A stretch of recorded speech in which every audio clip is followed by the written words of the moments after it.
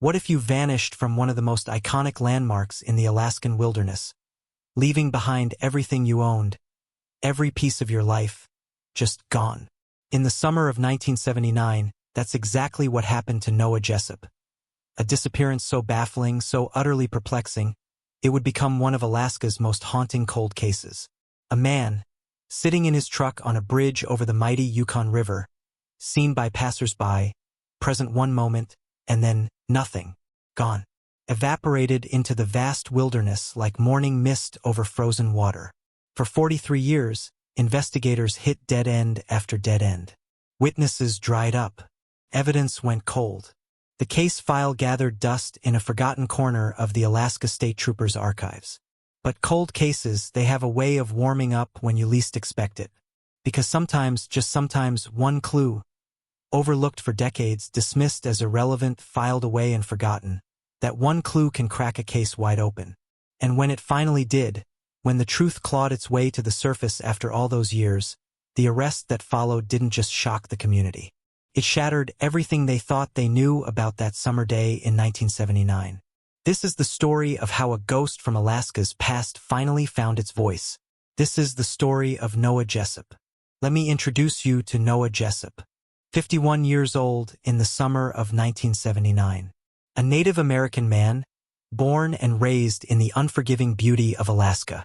5'8", about 145 pounds, with black hair and deep brown eyes that had seen decades of Alaskan winters. Noah was what you might call a son of Alaska, not in the romantic, poetic sense, but in the real, lived-in-his-bones kind of way. He understood the land. He knew the Yukon River like some people know city streets. He'd lived through winters that would break most people, summers where the sun barely set, and that unique kind of isolation that comes from living in one of America's last true frontiers. Those who knew Noah described him as quiet, reserved, not unfriendly, just contained. He kept to himself mostly, worked odd jobs around Fairbanks, did what he needed to do to get by. He wasn't the kind of man who drew attention to himself. Wasn't the kind of man who made waves. In a place like Alaska in the late 70s, among the tough, weathered men and women who called the interior home, Noah Jessup was just another face, another person trying to make his way. But he was more than that, of course. He was someone's son, someone's friend, someone's neighbor. He had a life, had routines, had places he went and people he saw. He had dreams, maybe, plans for the future, however modest. He was a human being with a story, with memories, with a past and what should have been a future. What we know about Noah's final days is frustratingly sparse. There are no dramatic tales of premonitions, no warnings he gave to friends, no sense that anything was particularly wrong in his life. He was just living, going about his business in the summer of 1979. Fairbanks in those days was a rough-edged frontier town, still riding the wave of the pipeline boom, still finding its footing as Alaska transitioned from territory to modern state. On August 1, 1979, Noah Jessup was doing what he'd done countless times before. He was driving. His pickup truck, a reliable, well-used vehicle that had carried him through who knows how many Alaskan seasons, was his lifeline, his transportation, his mobile shelter in a landscape where distances are measured not in miles but in hours, and where breaking down in the wrong place at the wrong time could mean your life. The last confirmed sighting of Noah Jessup alive was utterly, devastatingly ordinary. He was spotted sitting in his pickup truck on the E.L. Patton Yukon River Bridge, right at the 5-mile checkpoint outside Fairbanks. The bridge itself is an engineering marvel, spanning the powerful Yukon River, connecting communities, carrying the hopes and dreams and daily lives of thousands of Alaskans across waters that have flowed for millennia. Someone saw him there, just sitting in his truck. Maybe he was resting. Maybe he was thinking. Maybe he was meeting someone. Maybe he was just taking a moment to look out at that vast, rushing river below, at the endless wilderness stretching in every direction. Whatever he was doing, whatever thoughts were running through his mind in that moment, they would be his last known moments as a living man in the world.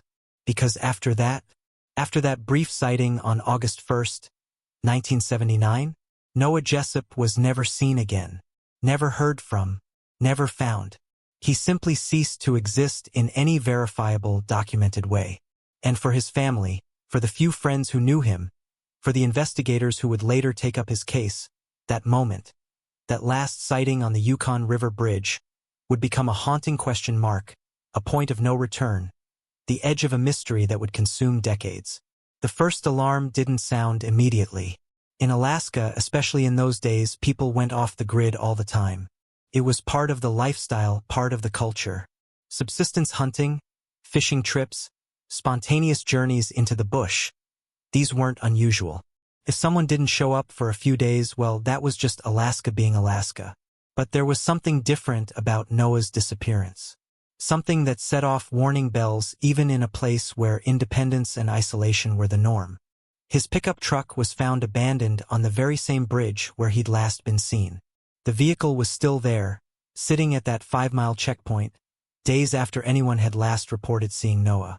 And here's the detail that made even seasoned Alaska State Troopers pause. The keys were still in the ignition. Think about that for a moment.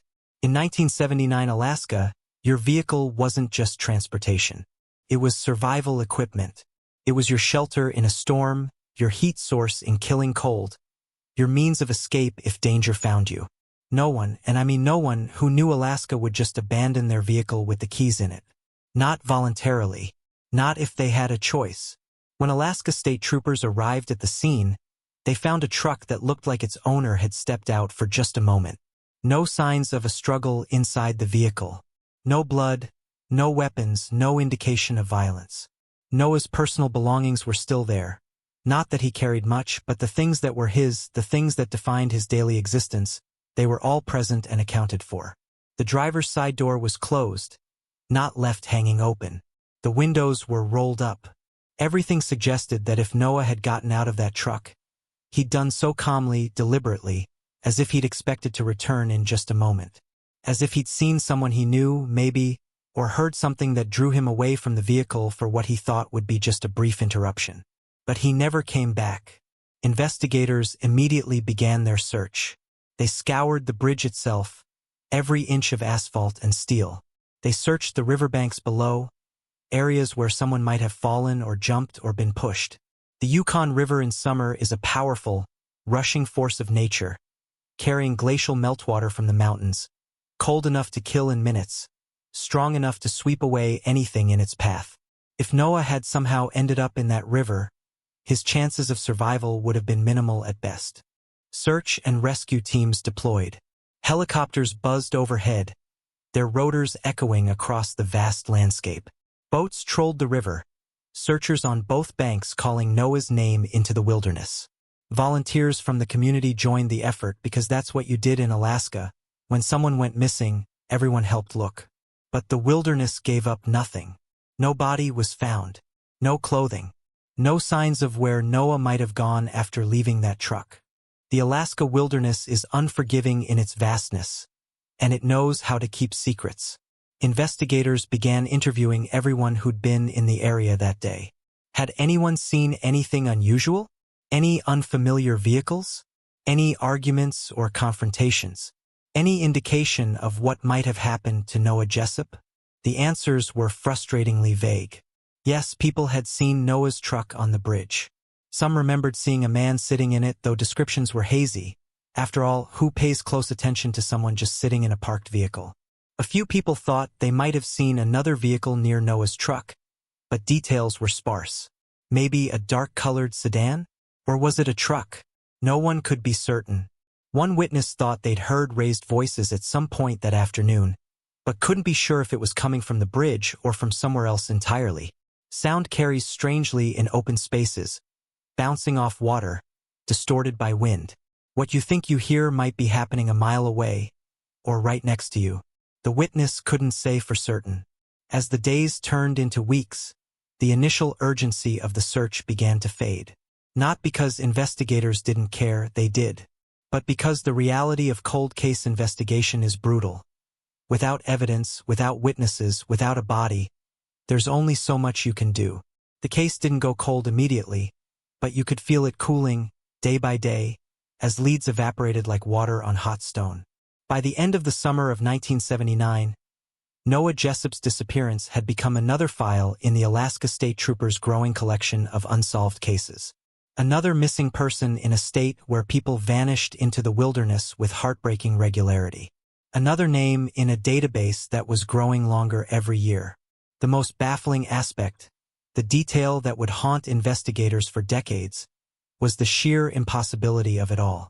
How does a man vanish from a bridge in broad daylight? How does he leave his vehicle, his keys, his life behind, and simply cease to exist? There were no good answers. No theories that fit all the facts. It was, as one detective would later describe it, like a locked room mystery. Except the room was a bridge over one of Alaska's mightiest rivers, and the mystery had no solution anyone could find. Detective James Colburn took charge of the investigation in those crucial early weeks. A veteran of Alaska law enforcement, Colburn had seen his share of missing persons cases. But there was something about Noah Jessup's disappearance that got under his skin. The investigation followed standard protocols. Interviews with anyone who knew Noah, however tangentially. A deep dive into his background, looking for enemies, debts, reasons someone might want to harm him. Financial records, limited as they were. Phone records from landlines, this was 1979, remember, long before cell phones, before the digital trails that modern investigators rely on. What they found was a man who'd lived a quiet, almost invisible life. No outstanding debts beyond small amounts here and there. No known enemies. No dramatic confrontations or feuds. No indication of depression or suicidal ideation. Noah Jessup was, by all accounts, just a regular man living a regular life in 1979 Alaska. But investigators couldn't shake the feeling that they were missing something. Detective Colburn spent hours at that bridge, standing where Noah's truck had been found, trying to understand the geography of the disappearance. The bridge crossed the Yukon at a point where the river was wide and powerful. The banks on either side were accessible but not easy to reach. You'd have to make a deliberate effort to get down there. If Noah had been forced off the bridge into the water, surely there would have been signs of a struggle. Skid marks, damage to the bridge railing, something. But there was nothing. The bridge showed no evidence of violence. Early leads included interviews with known troublemakers in the Fairbanks area. In 1979, Alaska was still dealing with the social turbulence that came with rapid development. The Trans-Alaska Pipeline had brought an influx of workers, money, and unfortunately, crime. Bar fights were common. Disputes over money, over women, over nothing at all. But none of the usual suspects panned out. No one had any connection to Noah that investigators could establish. One witness, a truck driver named Bill Henderson, reported seeing what he thought might have been two people arguing near a vehicle on the bridge that afternoon. But when pressed for details, Henderson admitted he'd only caught a glimpse as he drove past, and he couldn't be certain of what he'd seen. Maybe it was an argument. Maybe it was just two people talking animatedly. From a moving vehicle at highway speed, it was impossible to say for sure. Another potential lead came from a woman who lived near the bridge approach. She told investigators she'd heard a vehicle speeding away from the bridge area sometime in the late afternoon of August 1st. The engine sounded like it was being pushed hard, accelerating fast, like someone in a hurry. But she hadn't seen the vehicle, couldn't describe it, and couldn't be sure of the exact time. It might have been related to Noah's disappearance. It might have been completely unrelated, just someone in a hurry to get somewhere.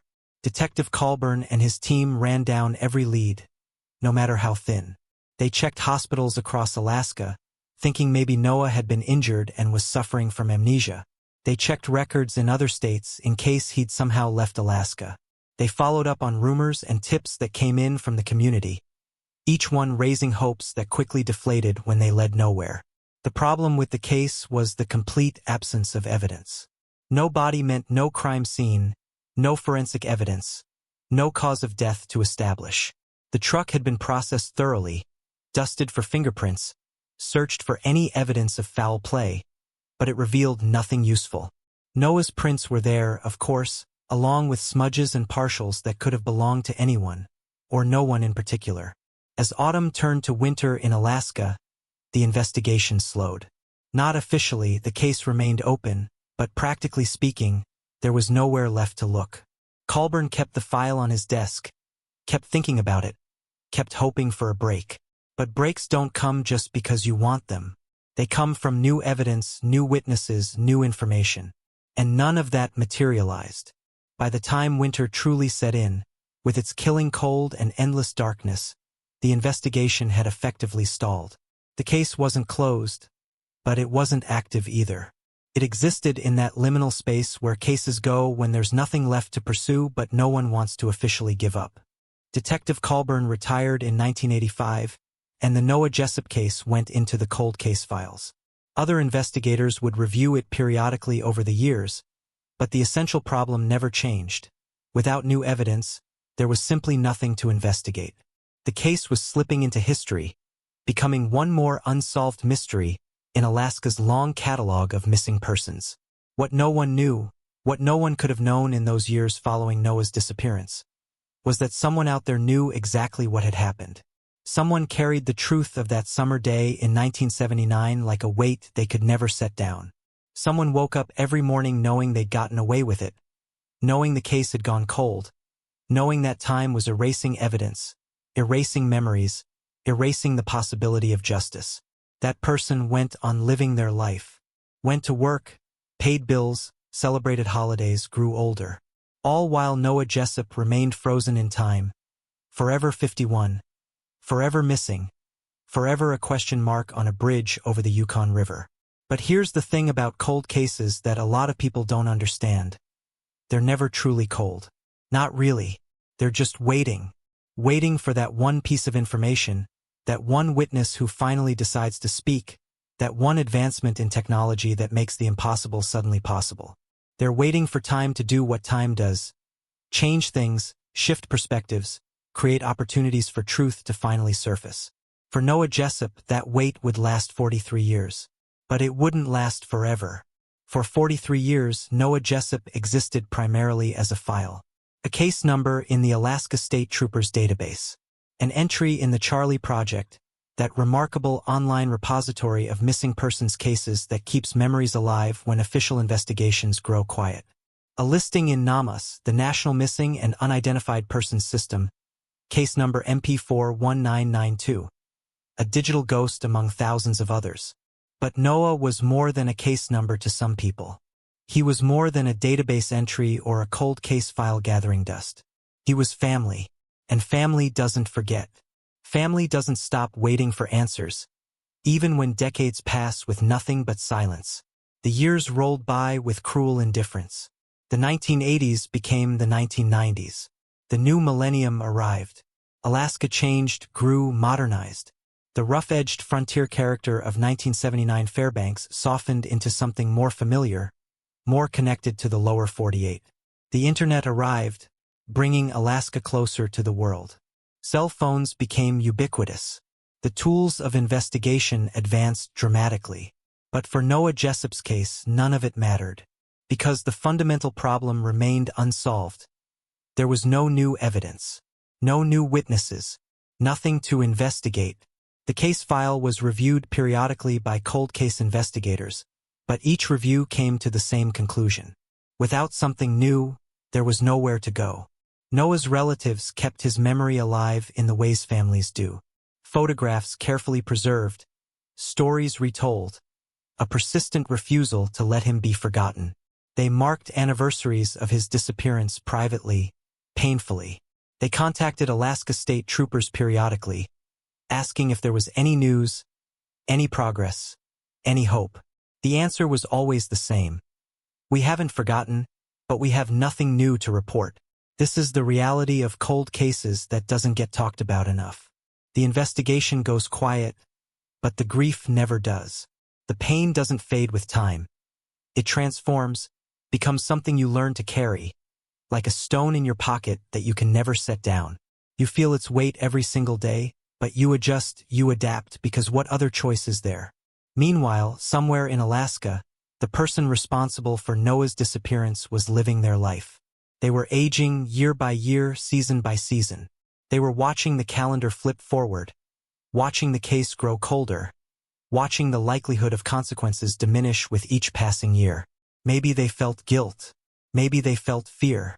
Maybe they felt nothing at all. We can't know what goes through the mind of someone who's gotten away with something terrible. But we can imagine the calculations, the constant awareness, the weight of a secret that can never be fully shared. Did they think about Noah? Did they wake up on August 1st each year, marking the anniversary in their own dark way? Did they drive past the Yukon River Bridge and feel something? Regret? Fear? Satisfaction? Or had they managed to compartmentalize so effectively that Noah Jessup became just a distant memory, a thing that happened once long ago in a different lifetime? The truth is that most cold cases stay cold. The statistics are sobering. Thousands of missing persons cases in America remain unsolved, their files growing yellower, their witnesses dying off, their evidence degrading or lost. Alaska in particular has a disproportionately high number of missing persons. Over 4,000 Indigenous people alone have vanished in Alaska over the years, many never to be found, many never to receive the investigation they deserved. Noah Jessup was one statistic among many. One missing Native American man in a state where missing Indigenous people have historically been underinvestigated. Their cases given less resources, less attention, less urgency than others. This is an uncomfortable truth, but it's a truth nonetheless. The systemic issues that have plagued missing persons investigations in Indigenous communities are well documented and heartbreaking. But something was shifting in the broader culture. The conversation around missing and murdered Indigenous people was growing louder, more insistent. Advocacy groups were forming, demanding attention, demanding justice, demanding that these cases, these lives, be treated with the dignity and urgency they deserved. Organizations like Justice for Native People were shining light into the dark corners where forgotten cases lived. These advocacy efforts began to have real effects. Funding increased for cold case units. New positions were created specifically to investigate cases involving missing Indigenous persons. The political and social pressure to address this crisis was mounting. And with it came renewed attention to old cases, cases that had languished for decades, cases like Noah Jessup's. In the early 2020s, as part of a broader push to address the missing and murdered Indigenous people crisis, Alaska State Troopers Cold Case Unit began a systematic review of unsolved cases involving Indigenous victims. Noah Jessup's file was pulled from storage, its contents spread out on a desk, examined by fresh eyes with fresh perspectives and access to technologies that hadn't existed in 1979. The renewed interest brought media attention. Local news stations ran stories about Alaska's cold cases. Documentaries and podcasts about missing persons began featuring cases from Alaska. Noah Jessup's face appeared in these media pieces. A grainy photograph from 1979. A man with dark eyes looking into a camera, frozen in time, unknowing of what fate awaited him. And that media attention, that renewed spotlight on a case that had been dark for so long, reached someone who'd been carrying a secret for over 40 years. Someone who'd been a teenager in 1979, who'd overheard something they weren't supposed to hear, who'd carried that burden all these years, who'd been too afraid to speak up when it happened but who now, in the autumn of their own life, found courage they didn't know they possessed. Sometimes justice doesn't come from brilliant detective work or technological breakthroughs. Sometimes it comes from a human heart finally deciding that silence is more painful than speaking the truth. The phone call came into the Alaska State Troopers Cold Case Unit on a Tuesday morning in October 2022. The caller was hesitant, nervous, speaking in the careful way people do when they're about to reveal something they've kept hidden for a very long time. The caller identified themselves as Patricia Thornton, 64 years old, a longtime Alaska resident who'd grown up in the Fairbanks area. She'd seen a news segment about renewed efforts to solve cold cases involving missing Indigenous people. And seeing Noah Jessup's photograph on her television screen had broken something loose inside her. A memory she'd buried so deep, she'd almost convinced herself it wasn't real. "I need to tell you something," Patricia said to the cold case investigator who answered her call. "Something about Noah Jessup. Something I heard a long time ago. Something I should have told someone back then. But I was scared. I was just a kid. And I was scared." The investigator, Detective Sarah Chun, a specialist in cold cases who joined the unit specifically to work on missing Indigenous persons investigations, listened with the practiced patience that comes from years of coaxing information from reluctant witnesses. She didn't rush Patricia. She didn't pressure her. She just listened. Patricia's story came out slowly, haltingly, like water from a rusted pump that hasn't been used in years. In August 1979, Patricia had been 17 years old, working a summer job at a gas station on the outskirts of Fairbanks. It was boring work, pumping gas and stocking shelves, but it paid and gave her something to do before her senior year of high school started. One evening in early August, she couldn't remember the exact date, but it was just a few days after Noah Jessup had disappeared, when the news was full of the search efforts. Two men came into the gas station. Patricia was working alone, which wasn't unusual for that time of day. The two men bought beer and cigarettes, talking to each other in low voices, not paying much attention to her. Patricia began restocking shelves near the cooler section, and that's when she overheard the conversation. One of the men, she'd later describe him as middle-aged, rough-looking, wearing a flannel shirt and work boots, was talking about the missing man on the bridge. "They're never gonna find him," the man said, his voice carrying that edge of drunken bravado. "That Indian guy, the one on the bridge. They're never gonna find him because he ain't there to be found." The other man, younger, maybe in his 20s, responded nervously. "Shut up about that. You don't know what you're talking about." But the first man kept going, his voice dropping lower but still audible to Patricia, who'd frozen in place behind the shelving unit. "I know exactly what I'm talking about. I was there. He got mouthy about money I owed him, started threatening me. I didn't mean for it to go that far, but he wouldn't shut up, wouldn't back down. So I shut him up myself. He went into that river, and that river don't give nobody back." Patricia remembered her heart pounding so hard she thought the men might hear it. She stayed frozen, barely breathing, as the two men paid for their items and left. Through the window, she watched them get into a dark-colored truck and drive away. She didn't get the license plate number. She was too scared, too shocked by what she'd heard. "Why didn't you come forward then?" Detective Chun asked gently. "Why didn't you tell the police what you'd heard?" Patricia's voice broke with emotion. "Because I was 17 years old and I was terrified. That man, the one who was talking, he came back to that gas station a few days later. He looked right at me, and I swear he knew I'd heard him. He didn't say anything, just stared at me while he paid for his cigarettes. But that look, it was a threat, a clear threat. And I was a kid working alone at a gas station in the middle of nowhere. Who was going to protect me if I spoke up? It's easy to judge, from our safe distance in time, to wonder why someone wouldn't immediately report something so significant. But fear is a powerful silencer. Fear is rational when you're a teenage girl facing a man who's just confessed to murder. Fear keeps secrets locked away for decades. Patricia had moved away from Alaska for college, built a life elsewhere, and tried to forget what she'd heard that night. But she never truly forgot. The memory haunted her.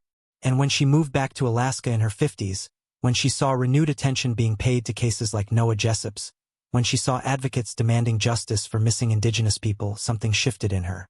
"I'm 64 years old now," Patricia told Detective Chun. "And I've carried this secret for 43 years. I'm not afraid anymore. Or maybe I am afraid, but I'm more afraid of dying without telling the truth. Noah Jessup deserves justice. His family deserves to know what happened. And I need to finally do what I should have done in 1979. Detective Chun asked the crucial question. "Can you identify the man you heard confessing? Do you remember anything specific about him?" Patricia paused, gathering her thoughts. "I've thought about this for decades. His face is burned into my memory.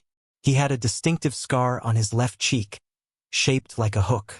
His voice was rough like a smoker's voice, and I remember the name the younger man called him. He called him Art. Short for Arthur, maybe. I don't know his last name, but I'd recognize him if I saw him again." This was the breakthrough the case needed. After 43 years of silence, a witness was finally coming forward with information that could potentially identify Noah Jessup's killer. It wasn't physical evidence, not in the traditional sense.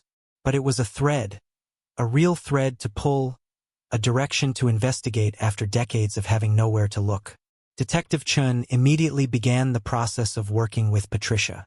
First, ensuring her safety.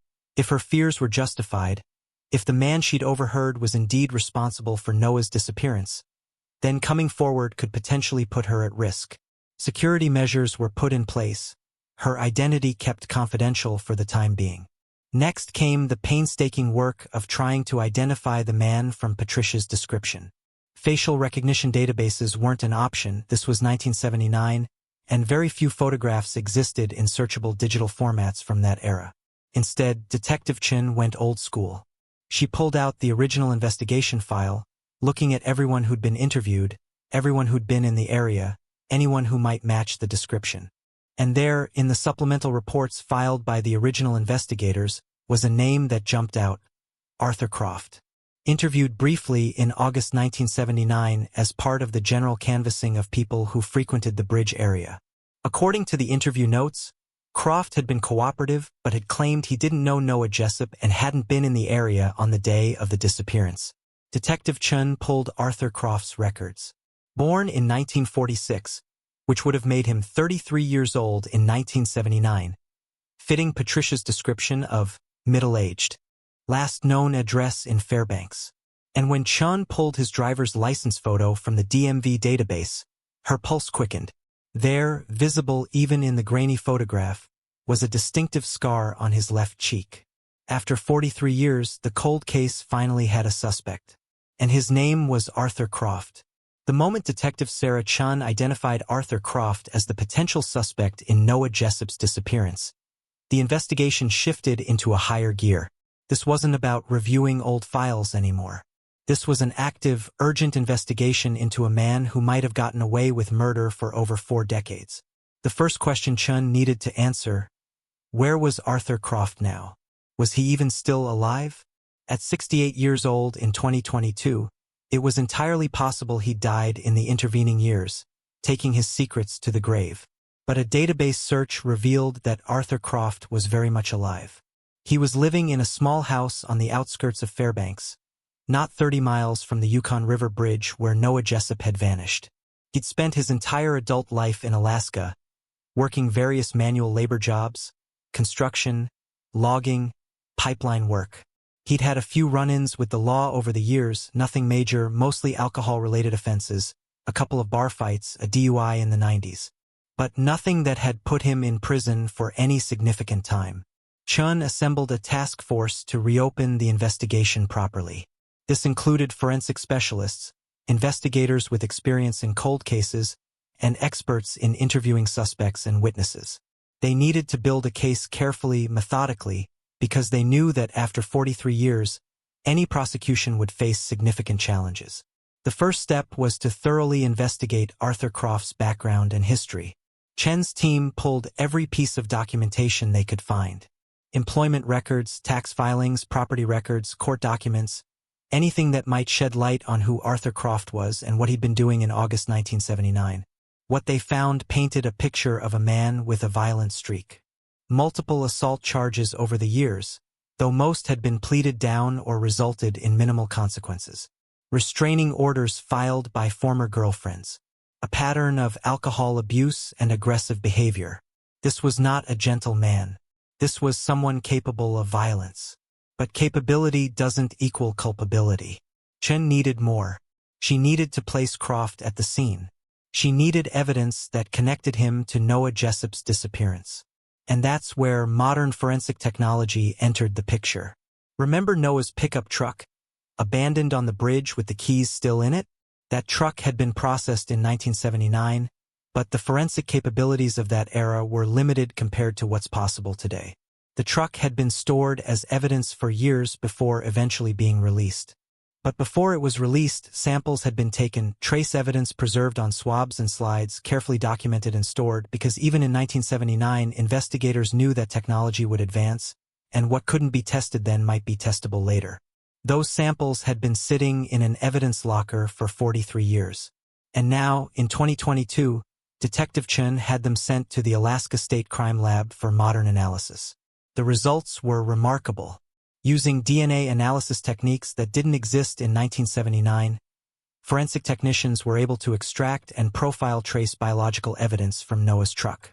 Skin cells from a door handle, sweat residue from the steering wheel, minute biological traces that 1979 technology couldn't have identified or analyzed. And here's where it gets interesting. The DNA profiles they extracted didn't all belong to Noah Jessup. There was another profile present, a partial profile, not complete enough on its own to definitively identify someone, but enough to potentially exclude suspects or support other evidence. The team needed a comparison sample from Arthur Croft. But they couldn't simply demand he provide DNA, not without probable cause, not without building a strong enough case to justify a warrant. So they did what investigators sometimes have to do. They waited for an opportunity.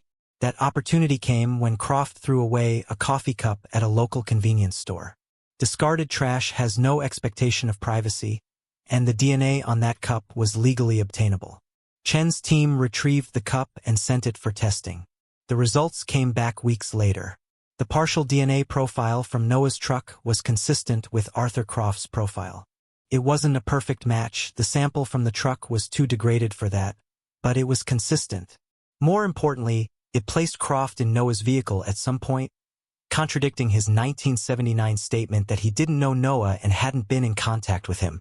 But Chen knew that partial DNA evidence alone might not be enough to bring charges, let alone secure a conviction. She needed more. She needed to understand the relationship between Noah Jessup and Arthur Croft. What was the motive? What had brought these two men together on that bridge in August 1979? The team began re-interviewing anyone who'd known either man back in 1979. Most were elderly now, their memories faded, but some remembered details. One former co-worker of Croft's recalled that Art had done some side work with an Indigenous man in the late 70s. Handyman jobs, nothing official, just cash under the table.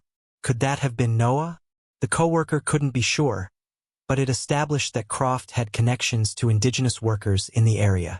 Another witness, a woman who'd lived near Croft in 1979, remembered hearing him complain about someone owing him money, or maybe he owed someone money. She couldn't recall the details, but she remembered tension, remembered Art being angry about some financial dispute in that summer of 1979. The pieces were slowly coming together. A financial dispute, a violent man with a history of aggressive behavior, a confession overheard by a teenage girl too scared to come forward, DNA evidence placing Croft in Noah's vehicle, and a victim who'd vanished without a trace from a bridge over the Yukon River. Detective Chen began to construct a theory of what had happened. Noah and Croft had known each other through casual work arrangements. There'd been a dispute over money. Maybe Noah had lent Croft money, or maybe they'd worked a job together and Croft hadn't paid Noah his share. They'd arranged to meet on the bridge to settle the matter. The meeting had escalated. Croft, with his violent temper, had attacked Noah. And then, to hide what he'd done, he'd disposed of Noah's body in the river. It was a theory that fit the facts. But theories don't convict people. Evidence does. And Chun knew they needed more before they could move forward with an arrest. The breakthrough came from an unexpected source: ground-penetrating radar. Based on Patricia Thornton's recollection of Croft's confession, he went into that river, and that river don't give nobody back. Chen's team decided to search areas along the Yukon River downstream from the bridge. They weren't looking for a body. After 43 years in that powerful river, any remains would have been scattered or buried or carried to the sea. But they were looking for something else. Evidence that might have washed ashore. Personal effects. Anything that might have belonged to Noah Jessup. And in a small eddy, in an area where debris tends to accumulate, buried in sediment and overgrowth, they found something. A belt buckle. Distinctive, handcrafted, with native Alaskan design elements. And according to the original missing persons report, Noah Jessup had been wearing just such a belt buckle the day he disappeared. It wasn't definitive proof. 43 years is a long time, and there was no way to absolutely prove the buckle had belonged to Noah. But combined with everything else, Patricia's testimony, the DNA evidence, the pattern of Croft's behavior, the established connection between the two men, it was enough. Enough to present to a prosecutor. Enough to request an arrest warrant. In late November 2022, Detective Sarah Chun walked into her supervisor's office with a case file 43 years in the making. "I think we've got enough," she said. "I think we can finally get justice for Noah Jessup." The wheels of justice having ground slowly for over 4 decades, were finally beginning to turn. Building a prosecutable case from 4-decade-old evidence is like trying to complete a jigsaw puzzle with half the pieces missing and the rest water-damaged. Every piece of evidence needs to be bulletproof because defense attorneys will attack every single element, and rightfully so. The burden of proof in a criminal case is high beyond a reasonable doubt, and that burden doesn't decrease just because a case is old. The prosecution team, led by Assistant District Attorney Michael Reeves, reviewed every piece of evidence Chen's team had assembled. They knew this case would be challenging. They had no body, no crime scene, no physical evidence of violence beyond the circumstantial.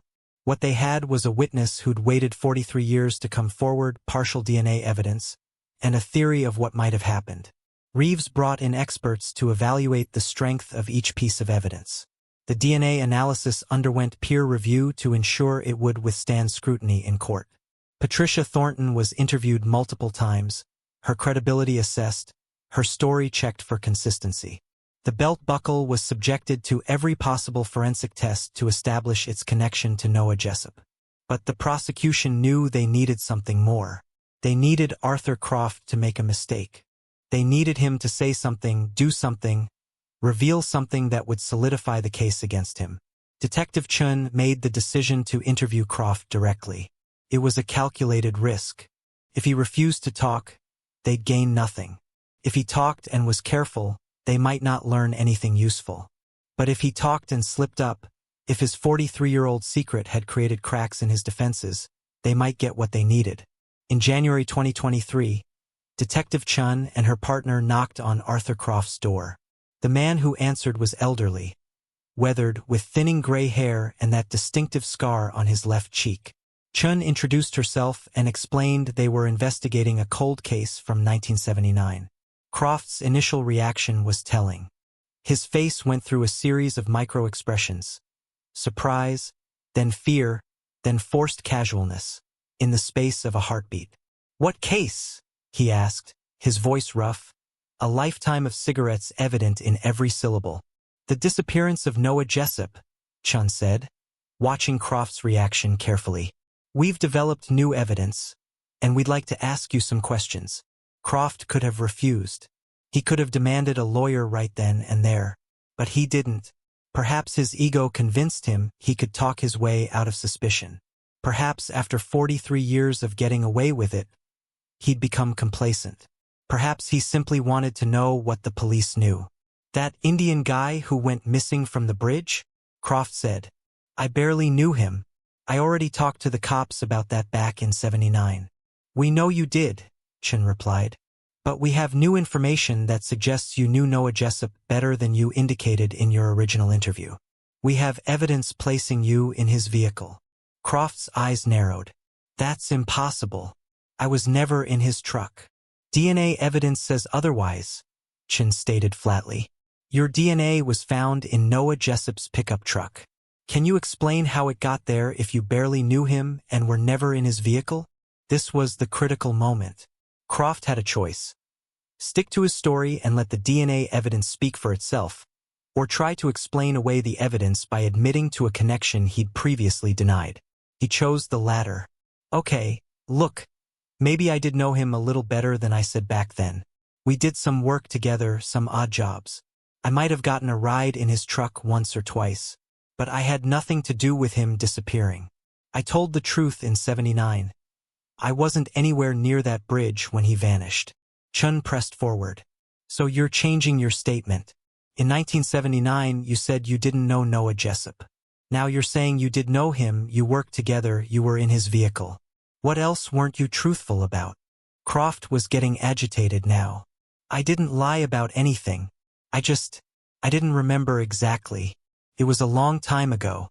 Maybe I downplayed how well I knew him because I didn't want to get involved in the investigation. But I didn't do anything to him." "What about the money you owed him?" Chun asked. This was a semi-bluff. They suspected a financial motive but didn't have hard evidence of it. But Croft took the bait. "He owed me money, not the other way around. We did a job together and he tried to short me on my share. We had an argument about it, but that's all it was. An argument. When was this argument?" Croft realized he'd made a mistake. I don't remember exactly. Sometime that summer. Where did this argument take place? I don't remember. Did it happen on the Yukon River Bridge on August 1st, 1979? No. I told you, I wasn't there that day. Chun shifted tactics. Arthur, we have a witness who heard you confess to killing Noah Jessup. They heard you say you pushed him into the Yukon River. They heard you say they'd never find the body. The color drained from Croft's face. For a moment, the mask slipped completely, and Chun saw the fear underneath. That's a lie. Whoever told you that is lying. Why would someone lie about something so specific? This person has nothing to gain by coming forward after all these years. They're just trying to give Noah Jessup's family closure. Croft's hands were shaking now. I want a lawyer. I'm done talking. And just like that, the interview was over. But Chun had gotten what she needed. Croft had contradicted his original statement, had admitted to knowing Noah and having a financial dispute with him, had placed himself in circumstances that lined up with the prosecution's theory. And most tellingly, his emotional reaction to being confronted with the witness's statement spoke volumes. The prosecutors reviewed the interview recording multiple times.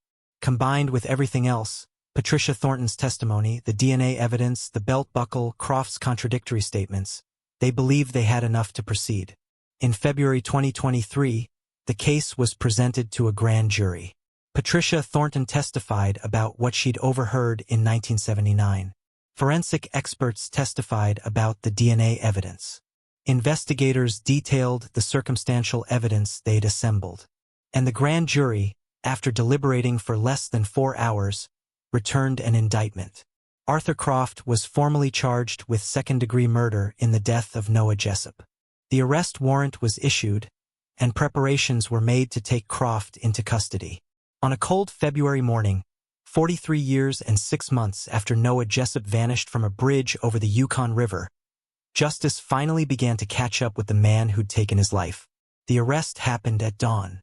It always happens at dawn in these situations, the early morning hours when suspects are groggy, disoriented, less likely to resist or flee. The Alaska State Troopers' SWAT team surrounded Arthur Croft's small house on the outskirts of Fairbanks, their breath visible in the frigid air, frost crunching beneath their boots. Detective Sarah Chun was there, watching from the command vehicle, listening to the operation unfold through her headset. This was the moment she'd been working toward for months, the culmination of an investigation that had consumed her professional life and spilled over into her personal one. She dreamed about this case, had imagined this moment countless times. The loudspeaker crackled to life.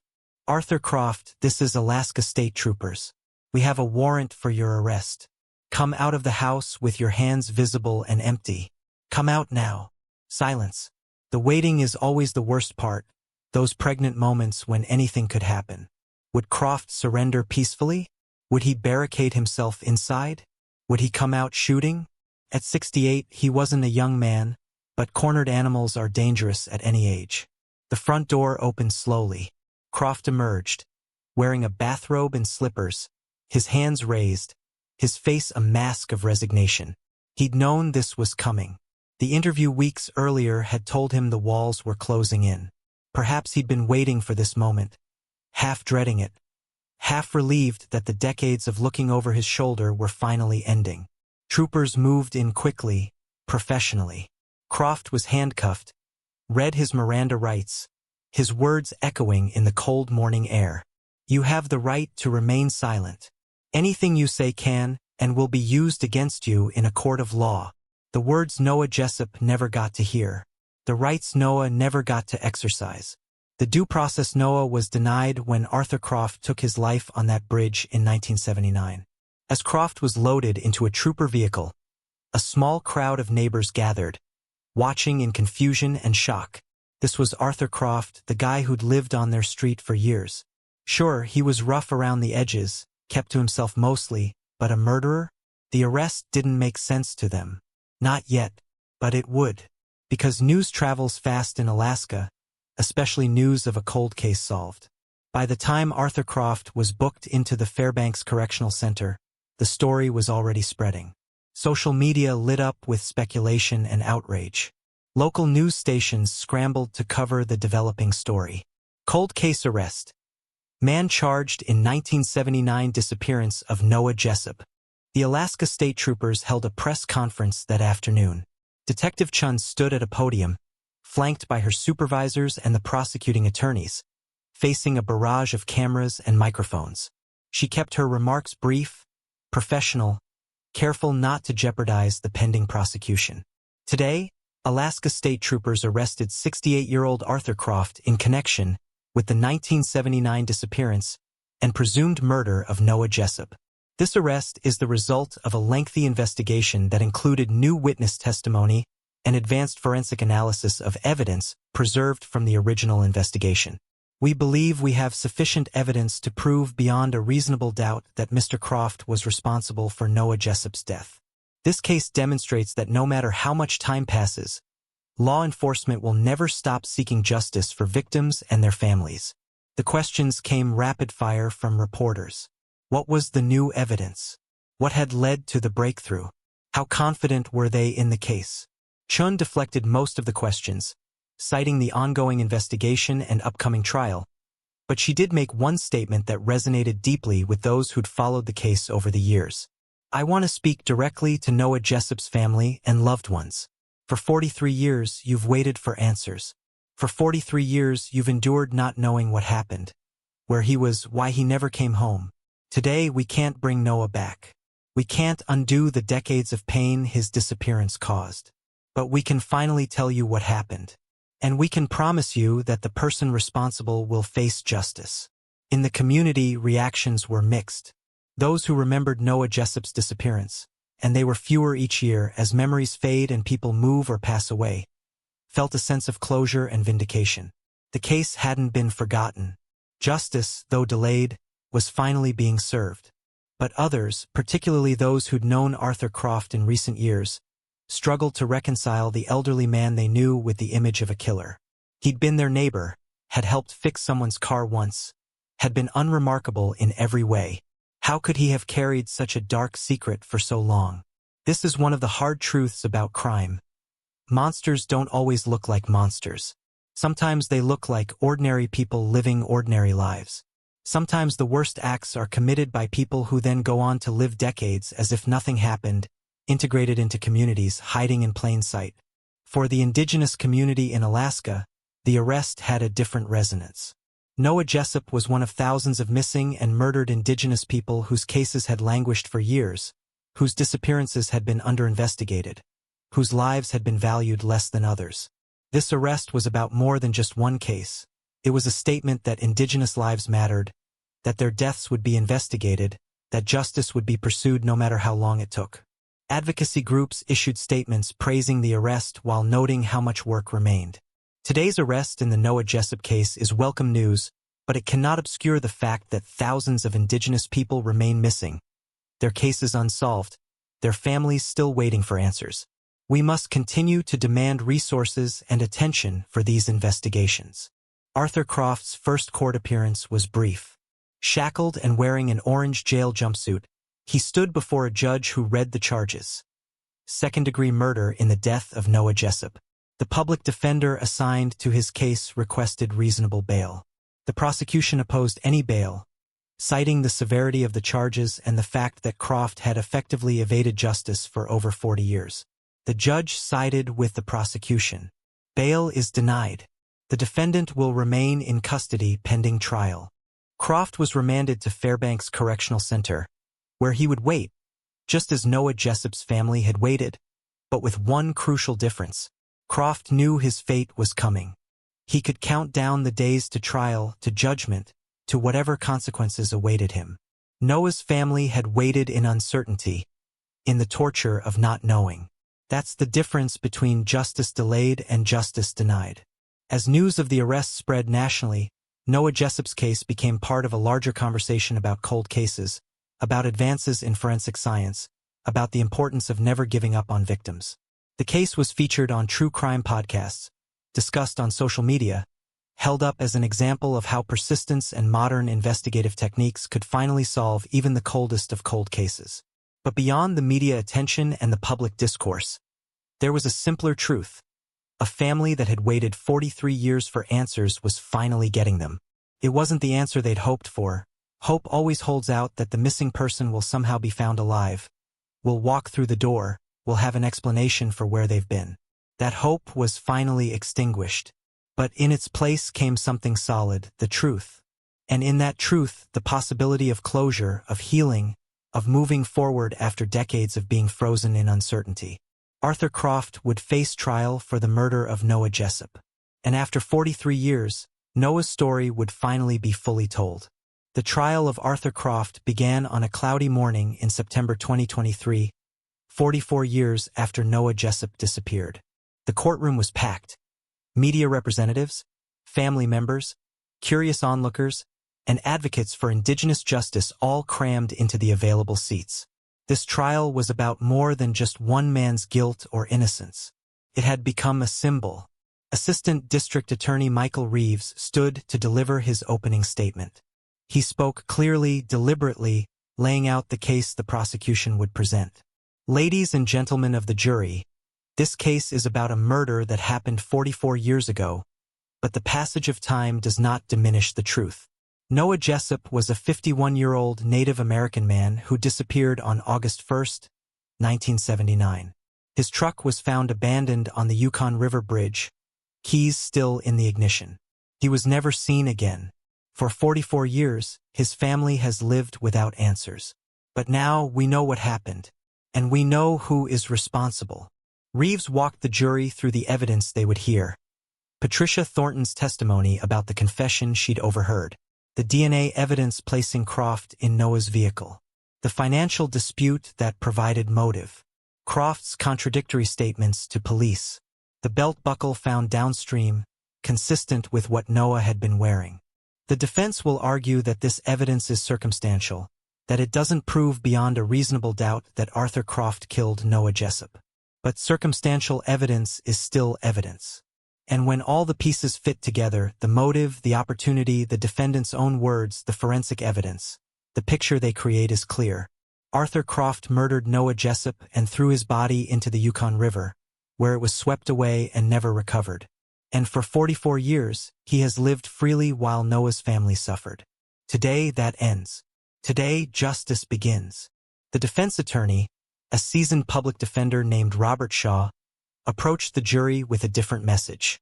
The prosecution wants you to believe that Arthur Croft committed murder 44 years ago. But what they're really asking you to do is convict a man based on gossip, on decades-old memories, on forensic evidence that proves nothing more than that two men who worked together might have shared a vehicle at some point. This is not proof beyond a reasonable doubt. This is speculation built on a foundation of time and tragedy. Shaw acknowledged that his client hadn't been completely truthful in his original 1979 interview, but argued that was understandable given the circumstances. Arthur Croft knew Noah Jessup casually, had worked with him, had been in his truck. When Noah disappeared and police started asking questions, Mr. Croft made a mistake. He downplayed his connection to Noah because he didn't want to get swept up in an investigation of something he had no involvement in. That was poor judgment, but it's not evidence of murder. The prosecution began presenting its case. Patricia Thornton took the stand, now 65 years old, nervous but determined. Under Reeves's questioning, she recounted what she'd heard that night in 1979, Arthur Croft's drunken confession to having killed Noah and thrown him in the river. "Why didn't you come forward at the time?" Reeves asked, addressing what everyone was thinking. "I was 17 years old," Patricia replied, her voice steady but emotional. "I was a kid working alone at a gas station, and this man, this adult man who just confessed to murder, came back days later and looked at me in a way that made it clear he knew I'd heard him. I was terrified. I thought if I said anything, I'd be next." On cross-examination, Shaw attacked her credibility. "Ms. Thornton, you're asking this jury to convict my client based on something you claim to have overheard 44 years ago. How can you be certain of what you heard after all this time?" "Because I've thought about it every day for 44 years, Patricia shot back. "Because it's haunted me. Because I've never forgotten the words he said or the way he said them.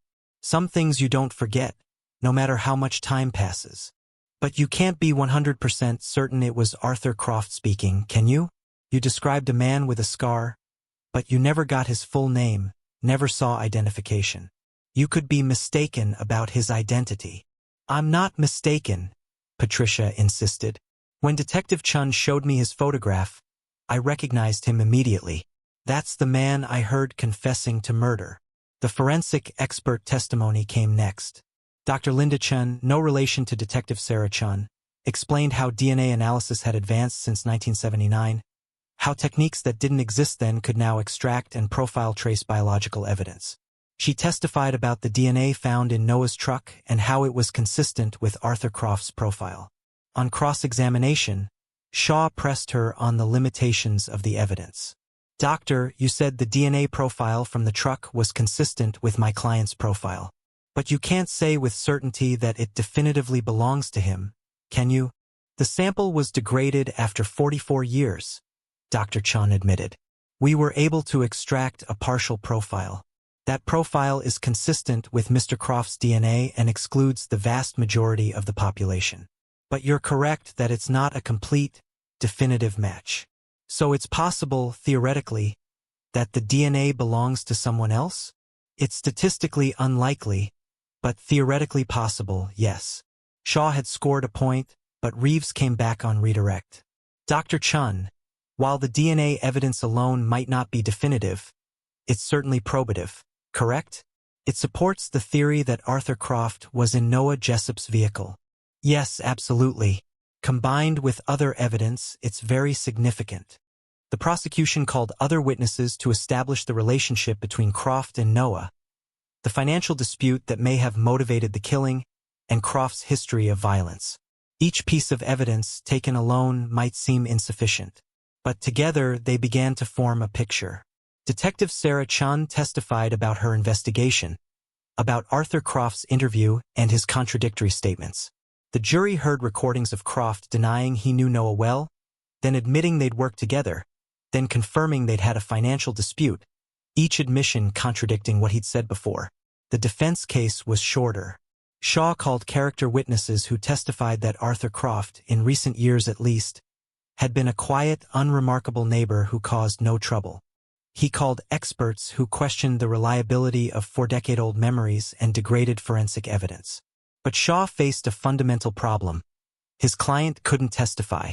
Arthur Croft had the constitutional right not to take the stand, and Shaw had advised him to exercise that right, because putting Croft under oath would have allowed the prosecution to cross-examine him about every inconsistency, every contradiction, every moment of his life that suggested a capacity for violence.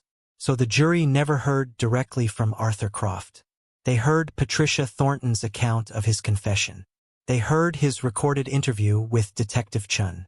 But they didn't hear him explain, in his own words, what had happened that day in 1979. In closing arguments, Reeves spoke directly to the jury's sense of justice. Noah Jessup disappeared 44 years ago. His family has waited 44 years for answers. Arthur Croft has lived freely for 44 years, carrying the secret of what he did.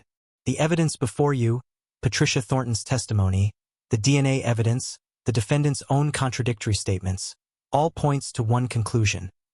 Arthur Croft killed Noah Jessup. The defense wants you to focus on individual weaknesses in the evidence, but criminal cases are rarely solved with video footage and eyewitnesses.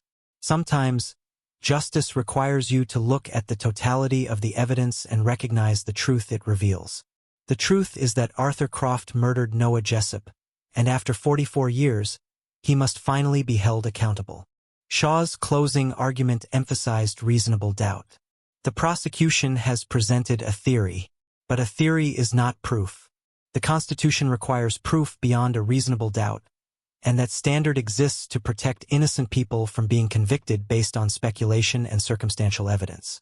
Ask yourselves, has the prosecution really proven that Arthur Croft committed murder? Or have they simply shown that he knew the victim and wasn't completely truthful about it decades ago? Those are very different things. If you have reasonable doubt, and I submit that you must, then your duty is clear, you must acquit. The jury retired to deliberate. They would spend 3 days reviewing evidence, debating the testimony, wrestling with the weight of their decision. 3 days that felt like an eternity to everyone involved. 3 days during which the fate of Arthur Croft and the memory of Noah Jessup hung in the balance. On the 4th day of deliberation, the jury sent word. They'd reached a verdict. The courtroom filled quickly, the same crowd that had attended the trial rushing back to hear the decision. Arthur Croft was brought from the holding cell, his face unreadable, his hands cuffed in front of him. The jury filed in, their faces carefully neutral, giving nothing away. The judge asked the foreperson if they'd reached a verdict. "We have, Your Honor. On the charge of second-degree murder, how do you find?" The courtroom held its collective breath. 44 years of waiting compressed into this single moment. "We find the defendant guilty." The reaction was immediate. Gasps from the gallery. Quiet sobs from Noah Jessup's family members. Arthur Croft's face crumpled, decades of denial finally collapsing. His attorney placed a steadying hand on his shoulder as Croft slumped in his chair. The judge thanked the jury for their service and set a date for sentencing. Arthur Croft was remanded back to custody, shuffling out of the courtroom in shackles, his 70-plus years suddenly visible in every step. Outside the courthouse, the reactions poured in. Detective Sarah Chun spoke briefly to the media, her professional composure barely concealing her emotion. This verdict represents not just justice for Noah Jessup, but a message to families of missing persons everywhere. We will never stop investigating. We will never stop seeking the truth, no matter how much time passes. Advocacy groups for missing and murdered Indigenous people issued statements celebrating the verdict while noting how rare such outcomes are. Today, the Jessup family received justice, but thousands of other families are still waiting. This case shows what's possible when resources are dedicated to investigating cases involving Indigenous victims. We need this level of commitment for every case, not just the ones that capture public attention. The sentencing hearing was held 6 weeks later. This was the opportunity for Noah Jessup's family to finally address the man who'd taken their loved one from them. This was their chance to speak, to be heard, to give voice to 44 years of pain. Noah's niece, Clara Jessup, now in her 60s, read a victim impact statement that brought the entire courtroom to tears. Her voice shook but never broke as she spoke directly to Arthur Croft. "You took my uncle from us when I was a teenager. I never got to know him as an adult. I never got to introduce him to my children, to share his stories with them. For 44 years, our family has lived with a hole where he should have been. Every holiday, every gathering, every milestone, he was missing. And you knew why. You knew where he was. You knew what had happened. And you said nothing." Clara paused, composing herself. "You stole more than just his life. You stole our right to mourn, to bury him properly, to say goodbye. You stole our peace of mind. You stole decades from us. And for what? Money? Pride? Because he made you angry? Whatever your reason, it wasn't worth a human life.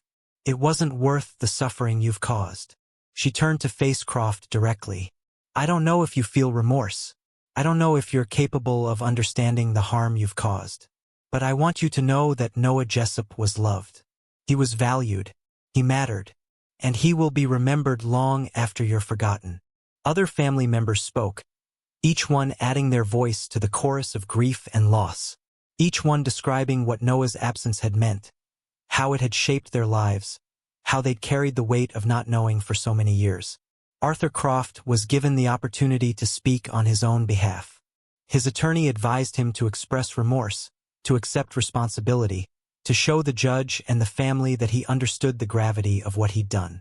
But Croft remained silent, staring at the defense table, offering nothing. The judge, a woman who'd presided over countless criminal cases in her career, addressed Croft directly before pronouncing sentence.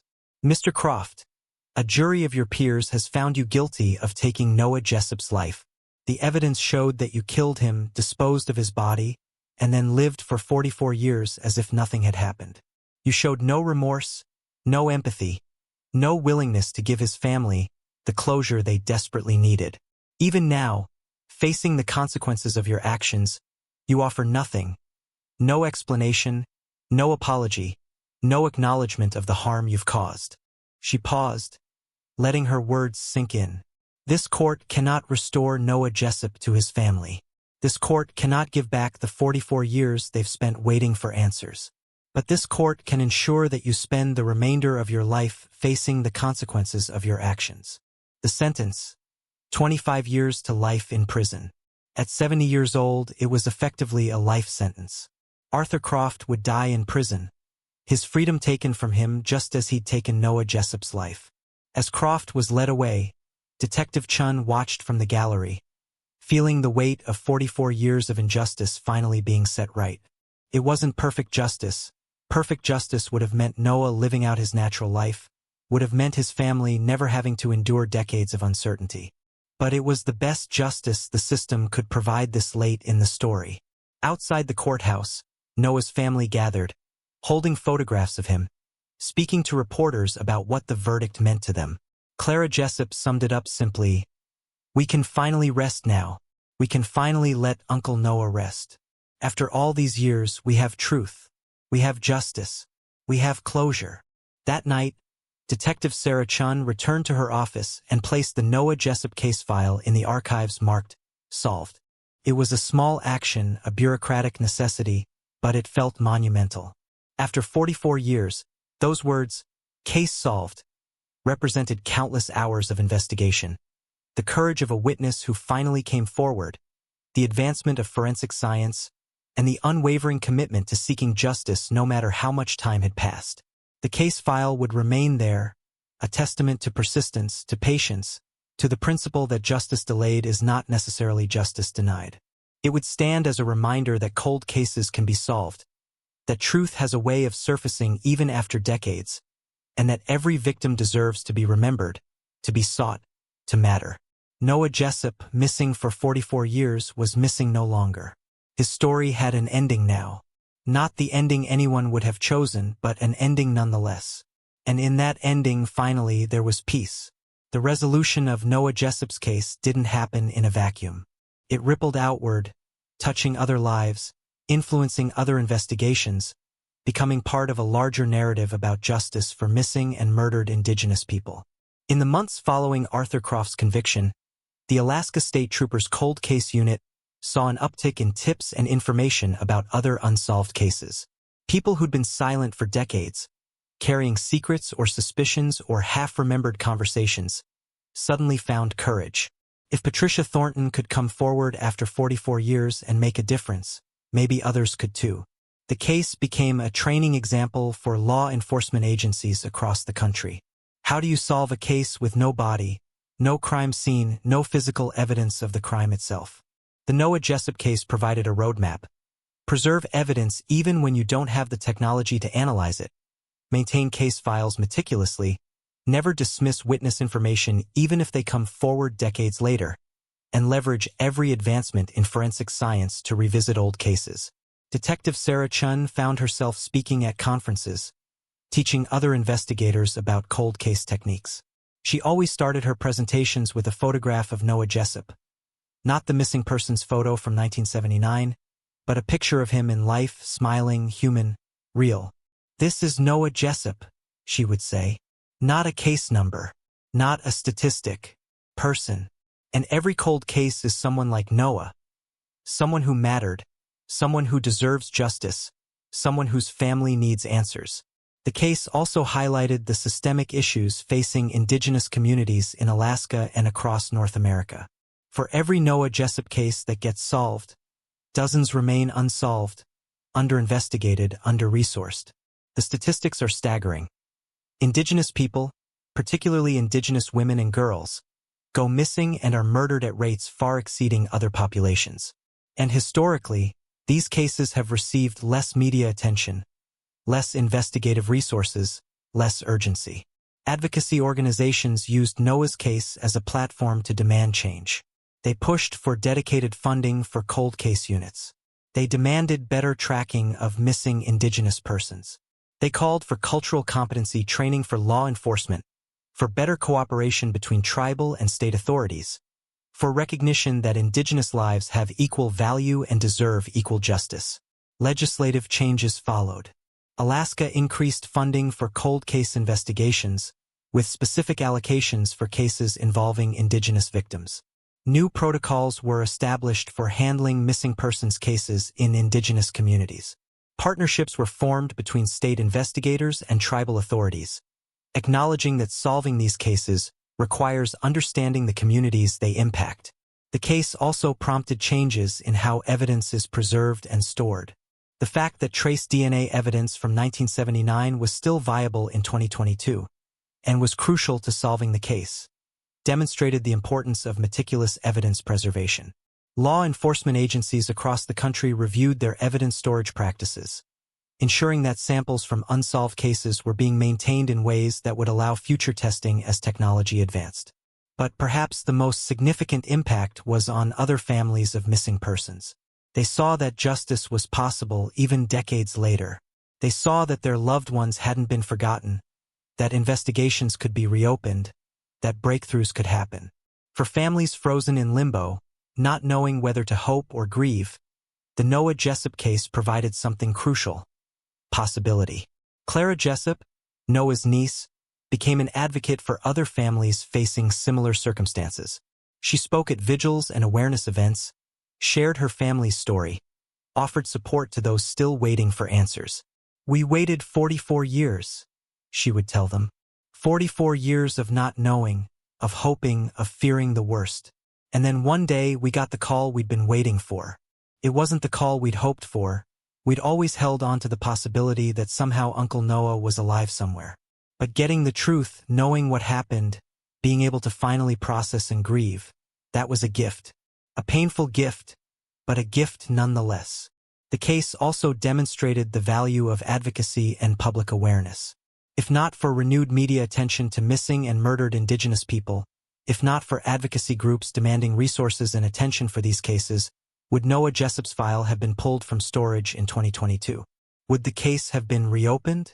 Would Patricia Thornton have found the courage to come forward? Public awareness matters. Media attention matters. Advocacy matters. These things create pressure for action, allocate resources, shine light into corners that have been dark for too long. Noah Jessup's case was solved, in part, because people refused to let these cases remain invisible. The investigation also highlighted how far forensic science has come and how far it still has to go. The DNA analysis that helped solve the case in 2022 would have been impossible in 1979, was barely possible in 2000, and was routine by 2022. What will be possible in 2040? What cases that are unsolvable today will become solvable with technologies we can barely imagine now? This raises an important principle for cold case investigation. Never assume a case is truly unsolvable. It might be unsolvable today, with today's technology and today's knowledge. But tomorrow might bring the breakthrough that makes everything clear. The case also served as a grim reminder of how long killers can evade justice. Arthur Croft lived freely for 44 years after murdering Noah Jessup. He grew old, had relationships, held jobs, participated in society, all while carrying the secret of what he'd done. This is one of the hardest truths about unsolved cases. The person responsible might be living an ordinary life just down the street, hiding in plain sight, protected by time and silence. But the case also demonstrated that time doesn't erase guilt. Evidence doesn't disappear just because years pass. Witnesses don't always stay silent forever. The moral arc of the universe, as Dr. King said, bends toward justice. It bends slowly, sometimes agonizingly slowly, but it bends. For the Alaska Native community, the case had particular resonance. It was a rare instance of the justice system working for an Indigenous victim, of resources being dedicated to solving a case involving a Native man, of a verdict that acknowledged the value of an Indigenous life. These outcomes shouldn't be rare, but they are. And each time one occurs, it's both a victory and a reminder of how many similar cases remain unsolved. The message was clear. Every missing person deserves this level of commitment, this dedication of resources, this refusal to give up. Not just the cases that capture media attention, not just the victims who fit certain profiles, but every single one. Every missing person is someone's loved one. Every unsolved case is a family in perpetual limbo. Every cold case is an opportunity for justice, no matter how much time has passed. Noah Jessup's case stands as testament to what's possible when investigators refuse to give up, when witnesses find courage to speak truth, when families maintain hope in the face of decades of uncertainty, and when society decides that Indigenous lives matter enough to dedicate resources to finding answers. It's not a perfect story. Perfect would have been Noah living out his natural life, would have been his family never having to endure 44 years of not knowing. But it's a story of justice finally served, of truth finally revealed, of a family finally able to grieve and heal after decades of limbo. And it's a story that says clearly, to those who think time will let them evade consequences, you're wrong. Justice may be slow. Justice may take decades. But justice doesn't forget. And eventually, inevitably, justice comes for those who've taken what doesn't belong to them, the life of another human being. Noah Jessup vanished on August 1, 1979, from a bridge over the Yukon River in Alaska. For 44 years, his disappearance was a mystery, a cold case, a painful question mark in the lives of those who loved him. Today, that question has been answered. Not in the way anyone would have hoped. Hope always whispers that the missing will come home alive, but with the truth that was owed to Noah and his family. Arthur Croft took Noah's life in a moment of violence over a dispute so trivial it barely registers as a motive. And then he lived 44 years as if it never happened, as if Noah didn't matter, as if one human life could be erased without consequence. But Noah did matter. He mattered to his family, who never stopped waiting for answers. He mattered to Detective Sarah Chun and her team, who dedicated themselves to finding the truth. He mattered to Patricia Thornton, who carried the burden of what she'd overheard for decades before finally finding the courage to speak. And he should matter to all of us, because every victim of violence deserves to be remembered, deserves to be sought, deserves justice. This case reminds us of several crucial truths. First, that cold cases can be solved. Technology advances, witnesses come forward, persistence pays off. What seems impossible today might become possible tomorrow. Law enforcement officers who work cold cases do so knowing that they might spend years on an investigation that goes nowhere. But they also know that one breakthrough, one witness, one piece of evidence can change everything. Second, this case reminds us that every missing person is someone's Noah Jessup.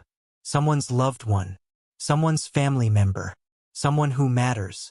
In Alaska alone, over 4,000 Indigenous people have gone missing, many of their cases unsolved, their families still waiting for answers. Each one deserves the commitment that was eventually given to Noah's case. Third, this case demonstrates the power of advocacy and public awareness. If not for advocates demanding attention to missing and murdered Indigenous people, if not for media coverage bringing these cases into the public consciousness, would Noah's case have been reopened? Would resources have been allocated? Public pressure matters. Awareness matters. These cases need attention to get solved. Fourth, this case shows that witnesses matter, even decades later. Patricia Thornton waited 44 years to come forward with what she knew. Some might criticize that delay, might wonder why she didn't speak up in 1979. But fear is real, and fear is rational, especially for a teenage girl facing a man who just confessed to murder. What matters is that she eventually found the courage to speak truth. Her testimony was crucial to solving this case and bringing Arthur Croft to justice. Fifth, and perhaps most importantly, this case reminds us that justice, though sometimes delayed, is not necessarily denied. 44 years is a long time to wait. It's a lifetime of uncertainty, of pain, of questions without answers. But the wait ended. The truth emerged. Justice was served. And while it can never undo the harm that was done, while it can never bring Noah back to his family, it does provide closure. It does acknowledge that Noah's life mattered. It does hold his killer accountable. If you're listening to this and you have information about any unsolved case, any missing person, any unexplained death, any cold case, please consider coming forward. It's never too late for the truth. Your information, no matter how insignificant you think it might be, could be the key that solves a case. Could be the answer a family has been waiting decades to hear. Could be the evidence that brings a killer to justice. Contact the Alaska State Troopers if you have information about cases in Alaska. Contact your local law enforcement if you have information about cases elsewhere. Contact the FBI if you have information about federal cases. Contact NAMAS, the National Missing and Unidentified Persons System. There are people dedicated to solving these cases, people who want to hear what you know, people who will listen and act on the information you provide. Every person who disappears leaves behind family members frozen in time, unable to move forward, unable to properly grieve, unable to find peace. Your information could change that. Your courage to speak up could give a family the answers they desperately need. Noah Jessup's story began with a disappearance that seemed impossible to solve. It ends with justice served, truth revealed, and a family finally able to grieve and heal. His case shows us what's possible when investigators refuse to give up, when witnesses find courage to speak, when society decides that every life matters enough to dedicate resources to finding answers. Remember Noah Jessup. Remember that he was a real person, a Native American man from Alaska, 51 years old, who deserved to live out his natural life. Remember that he was taken from his family by an act of violence and that his killer thought time would protect him from consequences. Remember that justice, though delayed 44 years, finally came. And remember that there are thousands more like Noah, missing persons whose cases remain unsolved, whose families still wait for answers, whose stories have not yet been fully told. They deserve the same commitment, the same resources, the same refusal to give up that eventually brought justice in Noah's case. This is the story of Noah Jessup. This is the story of a cold case solved after 44 years. This is the story of justice delayed but not denied. This is the story of a community shocked by an arrest that brought truth into the light after decades in darkness. This is the story of a family that waited longer than anyone should have to wait and finally, received the answers they were owed. With that said, thank you for listening to this story. Thank you for caring about Noah Jessup and the thousands of others like him. Thank you for remembering that every cold case is a human being who deserves justice. If you have information about any unsolved case, please reach out to the appropriate authorities. Your tip could be the one that brings someone home or brings a family closure. Every voice matters. Every piece of information counts. Justice is possible even decades later. Until next time, remember, no case is ever truly cold. Not as long as people care. Not as long as investigators keep searching. Not as long as witnesses find courage. And not as long as we refuse to let victims be forgotten. Thank you for listening. Remember Noah Jessup.